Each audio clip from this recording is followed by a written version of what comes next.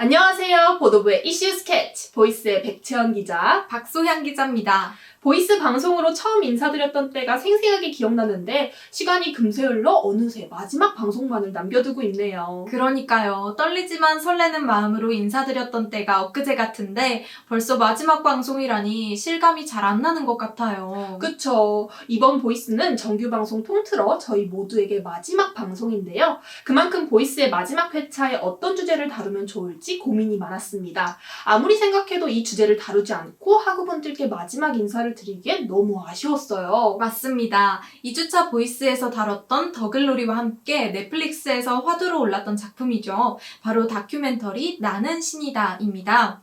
MBC PD수첩의 조성현 PD가 OTT 시장에서 터뜨린 화제작인데요. 공개된 지 일주일 만에 다큐멘터리 장르 최초로 국내 OTT 콘텐츠 1위를 달성했습니다. 백 기자님, 이 방송 혹시 보셨나요? 네, 밤까지 새면서 한 번에 다 몰아서 봤었는데요. 오던 잠도 달아날 만큼 경악을 금치 못했어요. 시리즈가 총 8부작으로 구성되어 있는데 기독교 복음 선교회 JMS의 교주 정명석의 성폭행 녹취록으로 방송이 시작됩니다. 그리고 해당 녹취록을 공개한 피해자 여성이 등장해 인터뷰를 시작하는데 그녀의 용기 있는 폭로에 괜히 울컥하기도 하더라고요. 맞아요. 저도 보면서 화가 너무 나더라고요. 만약 지상파 방송이었다면 절대 방영되지 못했을 법한 자극적인 장면이 다큐에 그대로 담겼는데요. 사실 이렇게 적나라하게 실체를 드러냈기 때문에 더 화제가 됐던 것 같아요. 맞아요. JMS 실체에 대한 언론 보도는 과거에도 여러 차례 있었는데 이토록 세간의 이목을 집중시키기는 어려웠죠.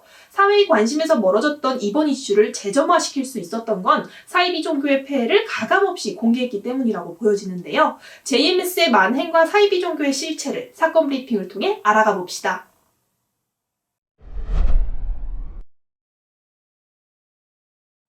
기독교 복음 선교회 JMS의 교주 정명석 총재는 2018년 2월부터 2021년 9월까지 22차례에 걸쳐 여신도를 추행하거나 성폭행한 혐의를 받고 있습니다. 정 씨는 2009년에도 신도 4명에 대한 강간치상죄 등으로 징역 10년이 확정돼 복역 후 2018년 2월에 출소한 바 있죠.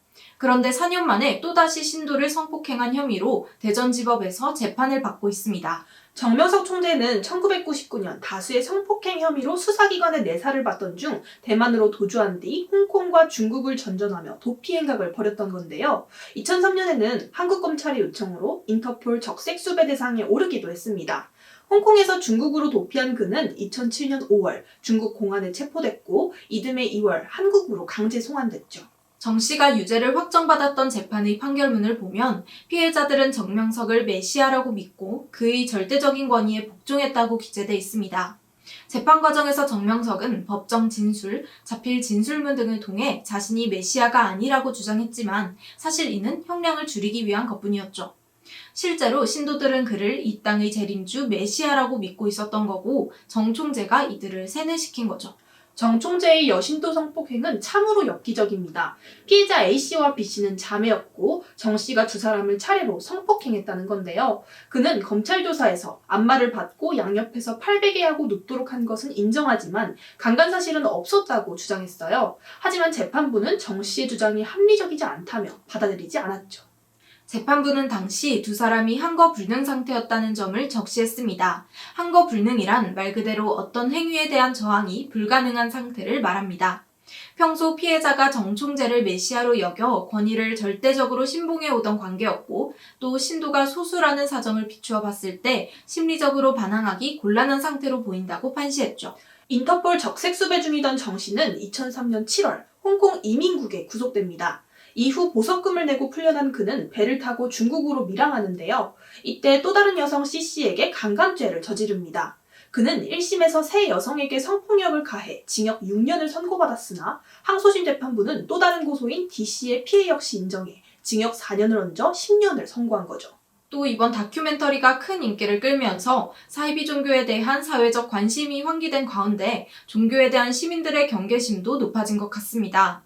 일부 시민들 사이에서 교회 등 종교시설이나 단체와의 접촉을 피하고 최대한 거리를 두려는 일명 교회 포비아가 확산하고 있다는데요. 최근 온라인 커뮤니티에서는 사이비가 바꿔버린 대한민국 문화라는 글이 올라왔습니다. 길에서 누가 말 걸면 질색부터 하게 됨, 낯선 사람이 초인종 누르면 대꾸 안 함 등 포교 대상이 되지 않기 위한 사람들의 특징이 나열되어 있습니다.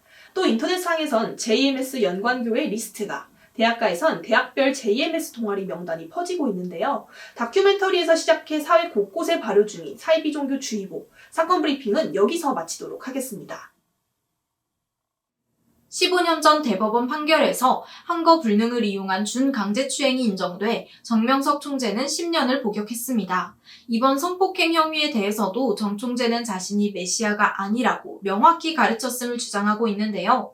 2008년 재판에서 한거 불능 상태를 어떻게 인정받았는지, 그리고 이번 재판에서는 어떠한 부분을 면밀히 살펴봐야 하는지에 대해 전문가분을 모셔 이야기 나눠봤습니다. 들어볼까요? 보이스 캐쳐!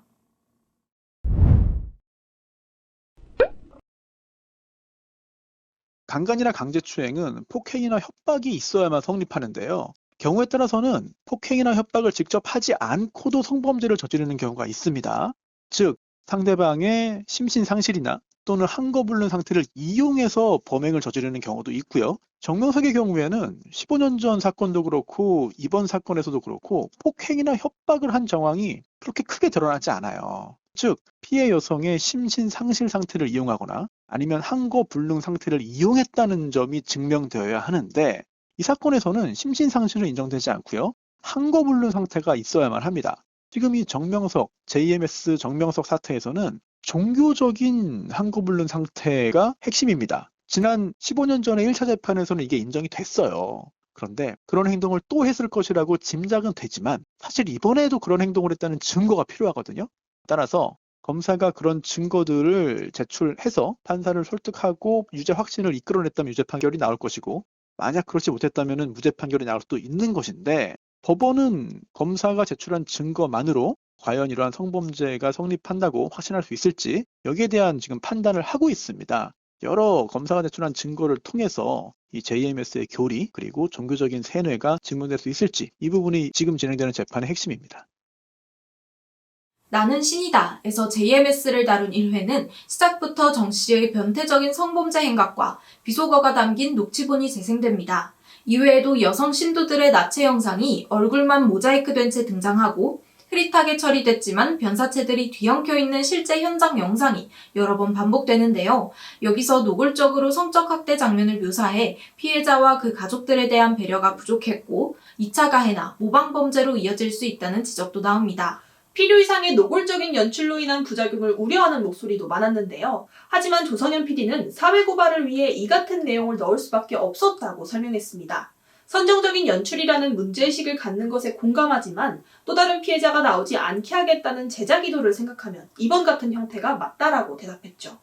지금껏 많은 언론이 이 사이비 종교단체들을 다뤘는데 어떻게 여전히 존속할 수 있었는지 생각해봐야 한다고 덧붙였습니다.